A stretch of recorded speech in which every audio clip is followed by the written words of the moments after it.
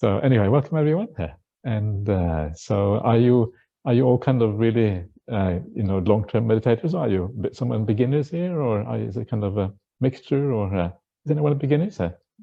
You're beginners. Okay, good. So welcome. So usually the one thing about meditation practice is that it is really the beginner stuff that is important, because if you get the beginner stuff right, everything tends to flow. So everyone should always listen to beginner's instruction for meditation. If it's called advanced meditation, you know it's not real meditation. There's no such thing, because meditation is so simple. So how can it be advanced? All you need is your breath, and you need mindfulness. There's two things. You got those two things, you're in business. So it's so simple, and I think part of the problem with meditation is that we complicate it too much. Instead of staying with the simple things and trying to understand how those work, we make it too difficult, and that is kind of big part of problem with meditation practice. So I'm just going to give you some very simple guidance this morning, and we'll talk a bit more about meditation this afternoon. But now just kind of begin with some really simple stuff, which is very useful stuff, precisely because it's simple. So listen. So the idea of meditation, in fact, the idea of the whole spiritual path is the idea of enhancing the quality of your life. The idea is to improve things, to get better, so you can relax, you can find some ease, you can eventually maybe find some joy and happiness through meditation, all of these kind of things. So the idea is an improvement in the quality of life. And what that means is that that's a very good guide for you right there, whether your meditation is right or not. Because if somehow the meditation is going funny, it is going wrong, you feel a bit kind of out of sorts, you feel that you're feeling confused, or you get angry. If you get angry in meditation, it's a bad sign, right? But sometimes people do actually get angry in meditation. All of these emotions can come up. So you want to the idea is, if you're on the right track, as you progress through the day, or as you progress through a single meditation, when you come out of the meditation at the end, you should feel more at ease, more relaxed, more mindful, all of these kind of good things. You feel as if your heart is in a good place, or however you want to call it. And that is a very good guideline for whether things are going in the right way or not. And this is not just about individual meditation. This is about your spiritual practice overall. Your entire life of spiritual practice. You should feel that there's a general movement in a good direction. In fact, the Buddha says that we should regularly evaluate our spiritual path to see whether we're heading in the right direction. And the way you know that is if the Buddha says your good qualities are increasing and your bad qualities are going down. And if you see this general trend over long periods of time, after 6 months or 4 months, not after 2 weeks or 1 week, because on a daily basis, life can be very up and down. But over the long run, there should be like a trend. And that's kind of really exciting. When you start to feel that you are on this trend, going in one direction, it's like you start to wonder, what if I keep on going on this trend, where's it going to end? Up there somewhere. Right? It's going to go somewhere really interesting, because there is you can start to have this idea, you can extrapolate from where you are now, and you know that it's going to go somewhere really exciting. If it's this good, just by going a little bit, actually it's a very extraordinary, interesting path that we are on. And there is one simile that the Buddha uses for this idea of spiritual practice. And he says that he talks about his own life and his own this is like his own autobiography, if you like, and he talks and he says the discovery of the Dhamma and the insight into these teachings. It's like going in a jungle, and one day, as you're walking through the jungle, you find this path, and you follow this path in the jungle. And when you follow that path, you come to an ancient city. And when you come to that ancient city, you tell everyone else about it, and then you kind of expand, and when everyone hears about it, they get excited and interested, because ancient cities are always very interesting, and they kind of clear it out and make it beautiful and nice. And so for the Buddha, and this is kind of the nice thing about it, it's like an adventure. If you go into the jungle and you find an ancient city somewhere, that's kind of exciting. I don't know, as a child, I always, because I grew up in Norway, lots of forests and mountains in Norway, and I love to explore the forest and find weird rocks and weird little caves and things, and kind of hanging out. Now that exploration is kind of, I think, something very fundamental to human beings. We want to explore, we want to kind of go somewhere, we want to have a sense of meaning in life. And the Buddhist path is the most exciting adventure and exploration that anyone can do. And this is what the Buddha, I think, is saying, part of this idea of the simile of the ancient city in the forest. So it is interesting, it is meaningful, it goes in a certain direction towards more peace, more joy, and more happiness. There's nothing more you really would want with your life than this spiritual practice that we're trying to do as Buddhists. So how do we get this right? How can we get our meditation in such a way that we actually do enjoy it? And one of the most fundamental things that the Buddha talks about in the suttas, he talks about the middle way. Some of you never heard about the middle way before? Okay, so just in case you haven't, the middle way, the Buddha says there's one extreme is torturing the body, because that was a very common thing in ancient India. You would sit for long periods of time, you would kind of sit on a hot rock, you would stand on one leg for 1 year, you would kind of do all kind of crazy things like that. This is known. This, you go to India today, they still do that 2,500 years later, they still stand on one leg for 1 year, and they kind of, nothing has really changed in India. This is one of the really nice things about India. You go there, you read the suttas, it looks exactly the same as it did 2,500 years ago. It's kind of this this culture. Of course, there are changes, but there's a lot of things are still the same. And so the Buddha says that that is not a good way of practicing meditation. If you torture the body, it doesn't really work. On the other hand, you shouldn't indulge the body. When you go on a one-day retreat like this, when there is no silence and we are kind of, just doing good things, you can't really indulge the body very much. Don't worry about that side. The side you should worry about is the torturing of the body. And so the idea is to be at ease, to be relaxed, not to experience too much pain. A little bit of pain is unavoidable because the body is inherently painful, but not too much pain, trying to be at ease. And so if you feel that you have some pains, please use these wonderful chairs that are here. Or you can sit on the floor, you can sit on a nice bench, like this lady over here. She has a nice bench, meditation bench. That's very good. Or you have many cushions. Sometimes you see people with 3 cushions at the back, 2 cushions under the legs, and a couple of extra cushions for the hands, and kind of cushions everywhere. It's like surrounded with cushions. That is also allowable, right? The Buddha didn't set any limits on the number of cushions, which is good news, right? So you can breathe easily. So the idea is to feel at ease with the body, and relax with the body. And when you can do that, then the body falls away. The body is no longer important, and that is kind of the important thing here. When you get neither pleasure nor pain through the body falls away, and the focus is then on the mind instead. And this is the idea of the middle way. The focus actually becomes the mind. So this is the first kind of ease that we should really get to. The body is at ease, the body isn't painful. And then you want the ease of the mind also. That means really learning how to relax. And relaxing can be surprisingly difficult for people. And one of the reasons why it can be difficult is because we have this idea of I must now meditate, right? And meditation is done like this. You put forth this kind of effort, you put forth awareness, you grit your teeth to be aware, right? And you kind of, okay, watch the breath. And you force yourself onto the breath, right? And this is a very, very, very common thing in meditation circles. It's surprisingly common. And the reason why they're so common is because this is what is often taught.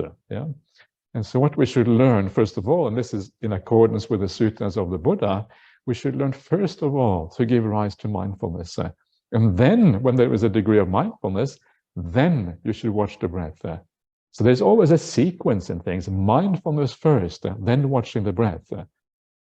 Too often people think that you actually give rise to mindfulness by watching the breath. But this is not what the Buddha says. The Buddha says you first give rise to mindfulness, then you watch the breath afterwards.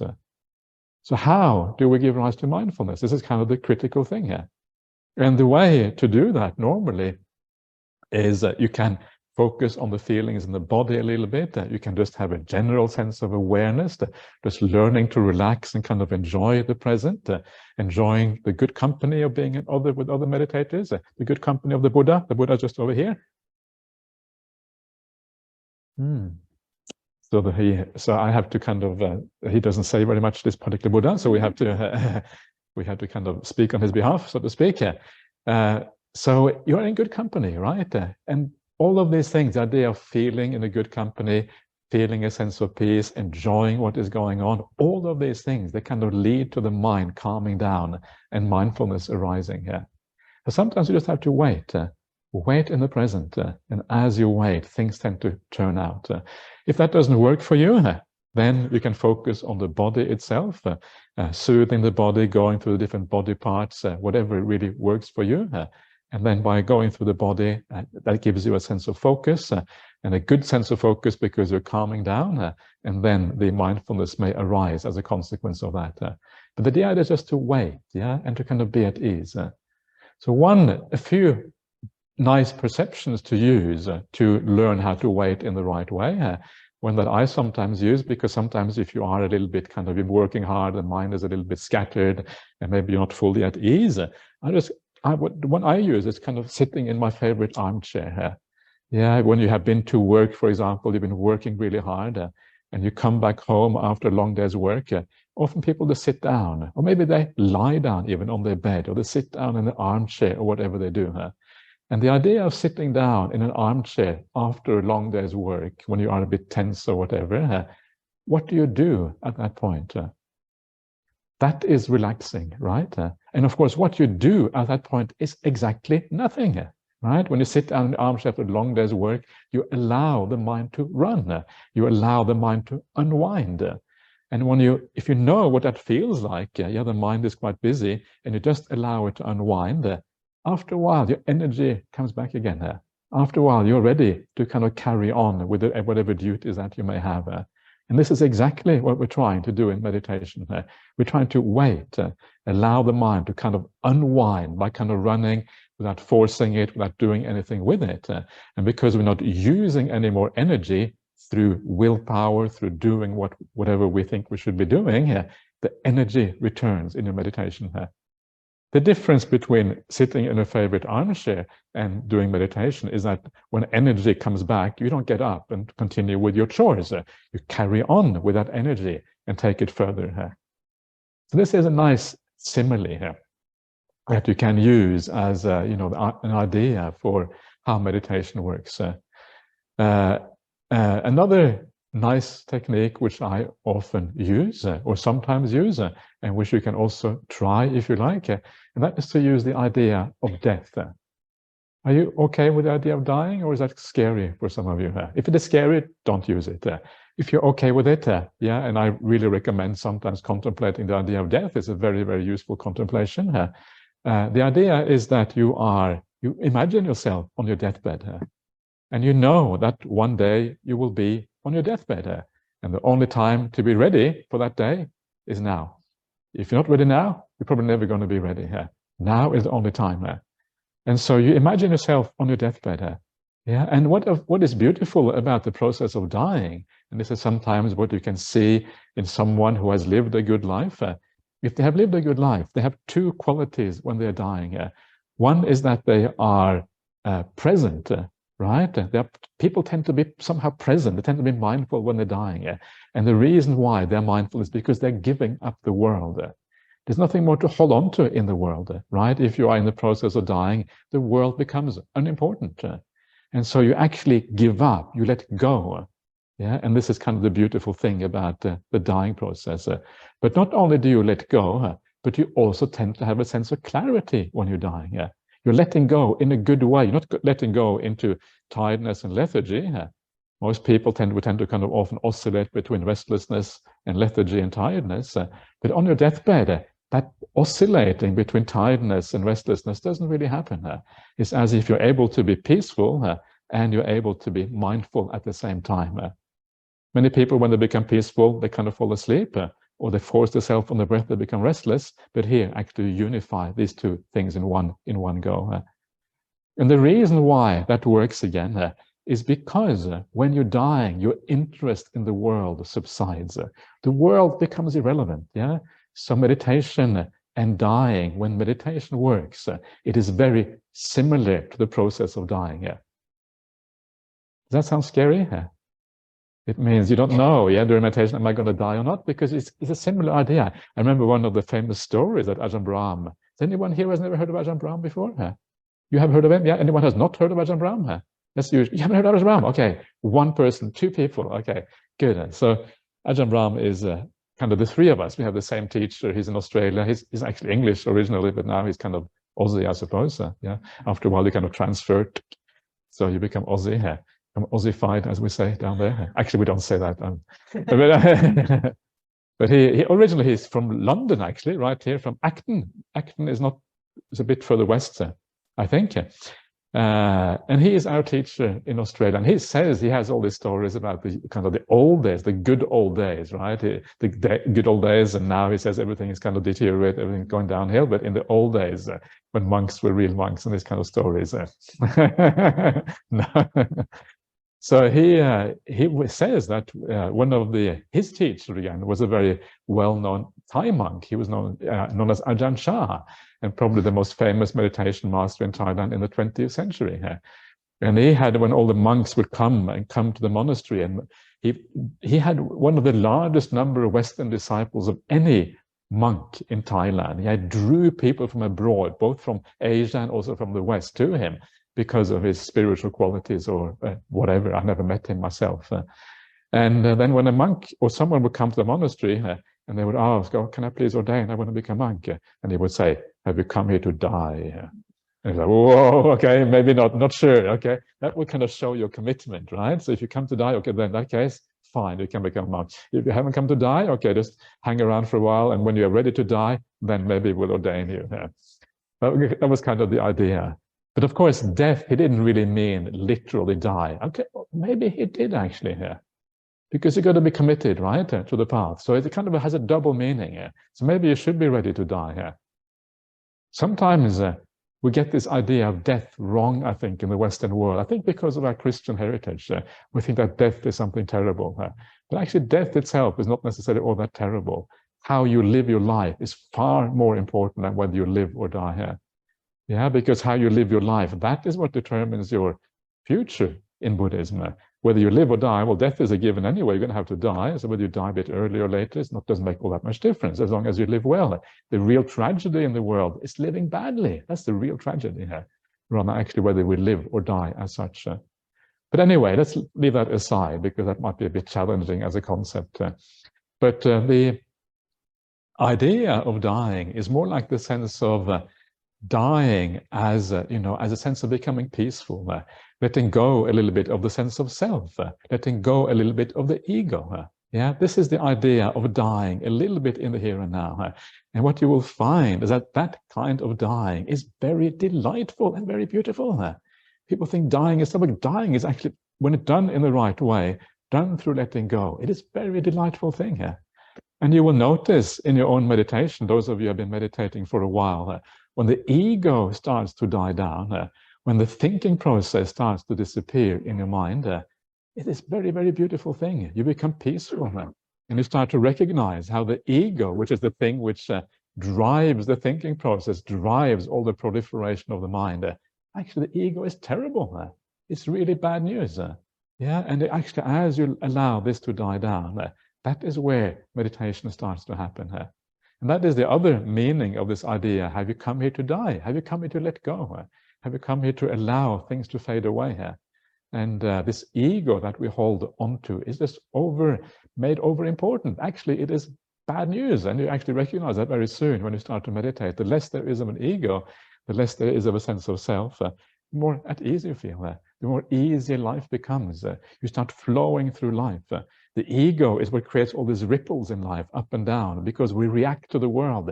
It is the ego that reacts to the world. The less there is of ego, you start flowing in life. That beautiful feeling of flowing in life, when your mind is in balance, your mind is at ease, you don't become upset so much anymore. You don't become, buffeted around by desires and ill will and these kind of things, and you flow through your life. It's a wonderful and beautiful thing. So use the death idea to make yourself more at ease. Okay, what does it feel like to die here? Am I ready to die here? And if you are ready to die in this way, then you start to have this incredible benefit in meditation practice. So these are simple perceptions, yeah, simple ways of actually giving rise to a little bit of sense of peace. And this is what I would really kind of recommend you to do. And then when the mindfulness kind of becomes established and you start to enjoy yourself, then you can do whatever kind of meditation object that you like to do. And you can follow the breath, you can do metta meditation, you can do all of these kind of things. It doesn't really matter so much. And as you do that, you kind of, this process sort of happens by itself. And this is one of the things that I always found very interesting with my teacher, Ajahn Brahm. And he would always say that when you meditate, he would say, don't do anything here. And then I think I'm not doing anything and nothing happens, right? But Ajahn, you say that I shouldn't be doing anything, but then nothing happens. And he would say, well, it's probably because you're doing, so just carry on not doing anything and eventually things will start to happen. And of course, I get frustrated, nothing would happen. This was a very common kind of experience with many people. And then I started to read the suttas, the word of the Buddha, reading these beautiful teachings and, that are found in this collection which we're using the Pali Canon in Theravada Buddhism. And there I find exactly the same instruction. The Buddha says that there is no will, no intention, no doing that is required on the path of meditation.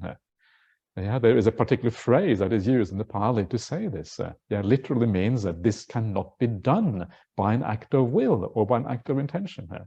And the Buddha says, because why? Well, because this is according to nature. It's dhammata. Dhammata means in accordance with nature.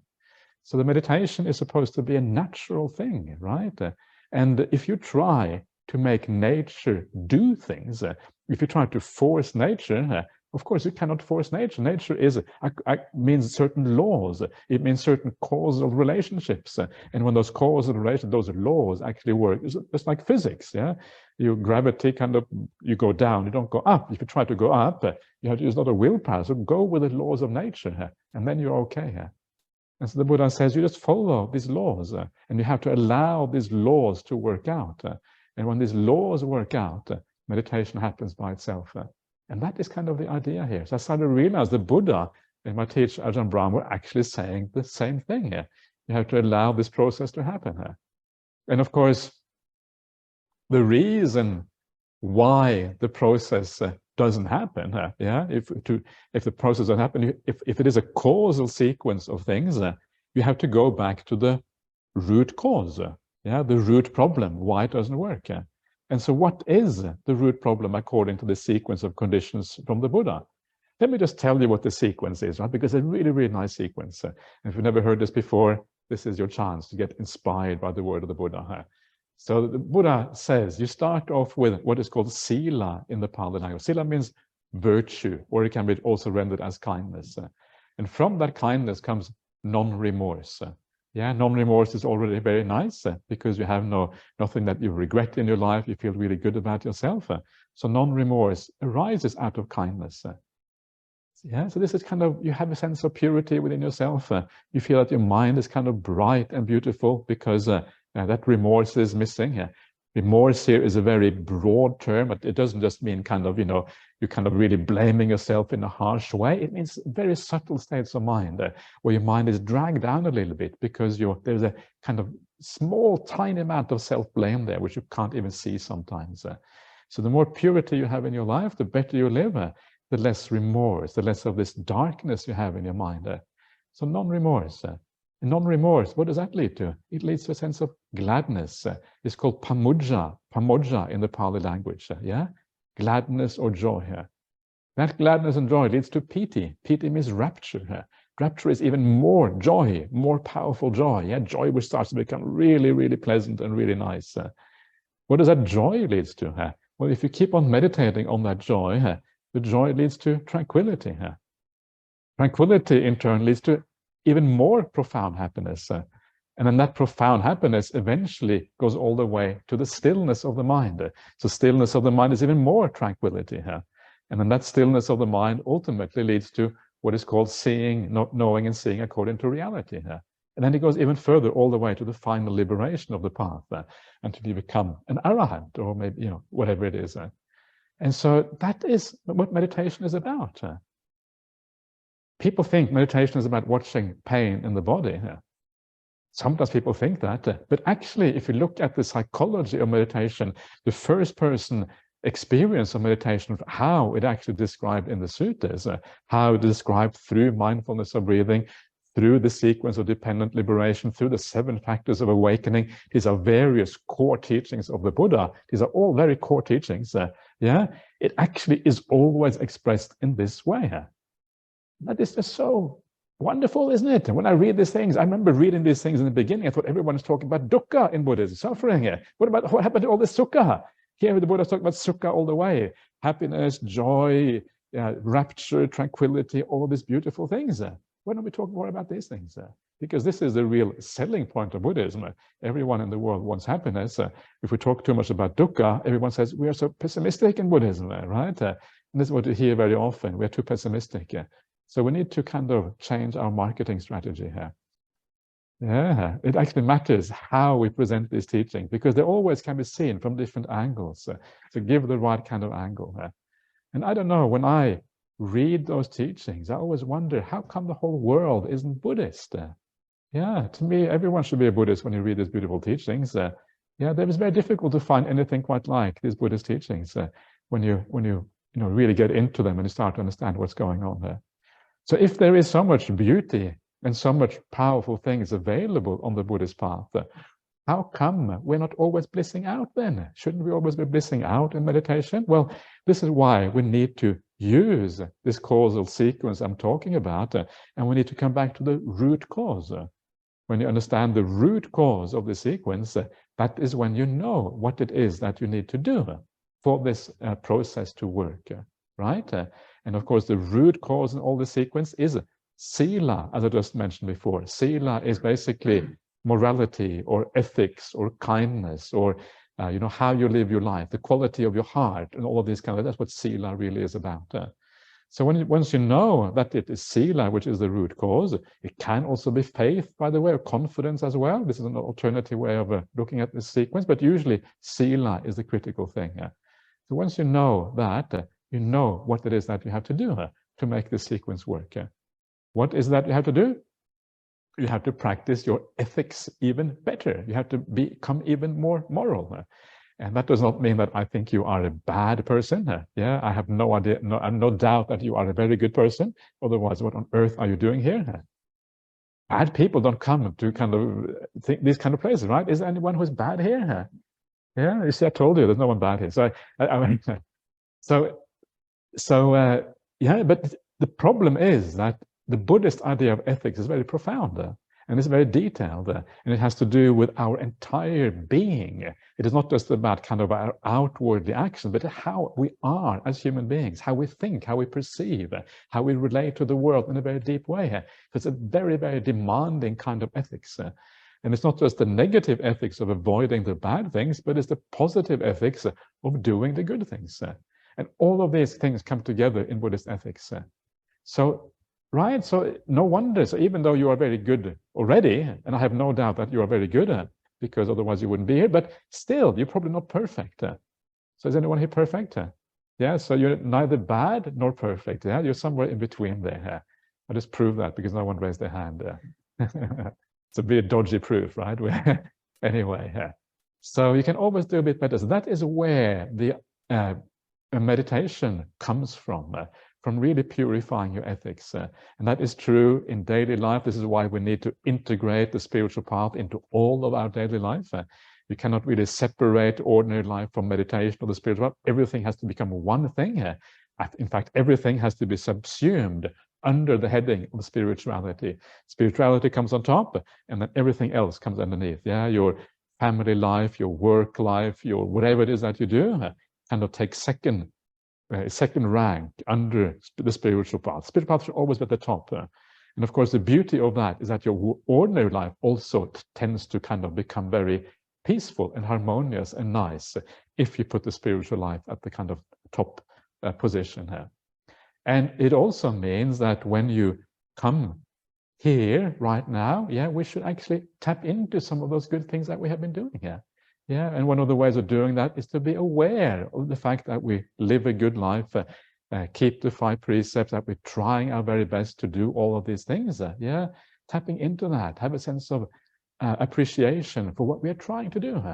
And even if you're not perfect, you have to learn to forgive yourself for your imperfections and learn to appreciate the fact that you're doing something very good in the world by living well. And sometimes we don't have enough appreciation for ourselves because when you do things like keep the 5 precepts, when you don't steal, you don't lie, you treat people in a friendly way, you don't use harsh speech, all of these, when you do that, you're actually giving people around you a sense of freedom. Freedom from fear that you're going to take advantage of them. Freedom from being spoken to in a kind of harsh way or whatever, yeah? You're giving people a sense of ease. They can relax around you. They can really kind of feel at, wow, so nice to be around a person like this. And that psychological freedom that you give people in the world is a very, very important thing here. And very often has a ripple effect. Yeah, if you are nice to someone else, that person gets touched by you and it ripples out to other people afterwards. I have noticed that in my own life, how someone else is really kind to me, maybe I'm a bit grumpy or something, or a bad day or whatever, and someone is kind to me, and then I suddenly, my mood changes completely because someone is kind to me, and then I want to be kind to others. It can kind of happen like that, and so it ripples out into society. So every time you do something kind, every time you are generous, every time you speak kindly to someone, right? It very often, it will go to the heart and then it will spread out into society around you. So remind yourself of that. Remind yourself that you're doing things that really are really valuable in this world by living a life of ethics and morality in this way. Remind yourself that when you are generous, it often has also a tremendous effect. I often remind people in Perth, because there are people there, we have a large Buddhist community down in Perth in Western Australia, thousands of people who are members of our Buddhist society, and very often they're very generous to our Buddhist society. And I often like to remind them that when you are generous to our Buddhist society, you're not just generous to our Buddhist society, you're not just generous to Venerable Chanda and the Anukampa project when you support them. What you are generous towards is this large movement we call Buddhism that spreads out in the world. We're spreading these teachings out to millions of people in the world. Someone like Ajahn Brahm, who was my teacher in Perth, he literally, a single talk can reach millions of people, right? Because they're all watching him on YouTube or whatever. And so it kind of spreads out to the whole world. And when you give something to that cause, you have a part of that. You have a part of spreading happiness into the world, of reducing suffering in the world. That is what generosity does. And once you think like that, you think, wow, this is wonderful. And then it actually starts to have an effect within you. You change psychologically because you start to understand what you're doing here. But sometimes we have to appreciate, we have to think about how we do things in the right way. And when you think about the effect of your kindness, when you think about the effect of your generosity here, when you think about these things in the right way, it lifts your mind up and it makes you ready for meditation practice. And then once you start to understand this, then you go back to your life. You finish here today and you go back to your work or whatever. And because you start to understand the power of kindness, the power of generosity, you start to live differently.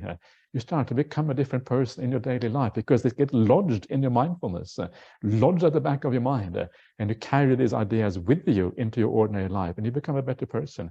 You come back on the retreat again, and you re-establish these teachings in your mind, and then you go back to life, and it gets strengthened again, and it kind of builds up in this way, back and forth, building. This is how the path gradually progresses.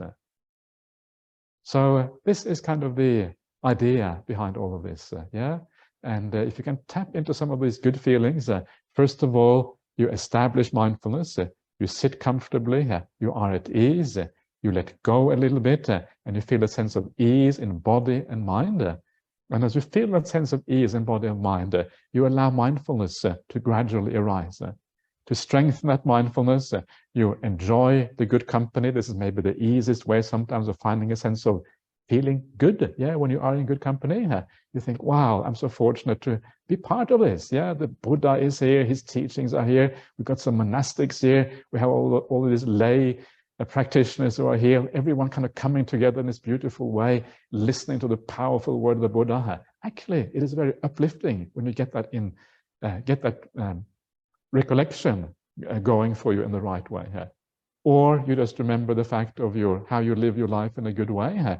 And these things then give rise to uplift in the mind, strengthens your mindfulness. Then you can go to the mindfulness of breathing. And mindfulness of breathing and how to use that are the things I will talk about more after lunch. So at 1 o'clock or whatever it is that we're going to carry on with this. That is a very brief introduction for you. Just some very basic ideas on meditation.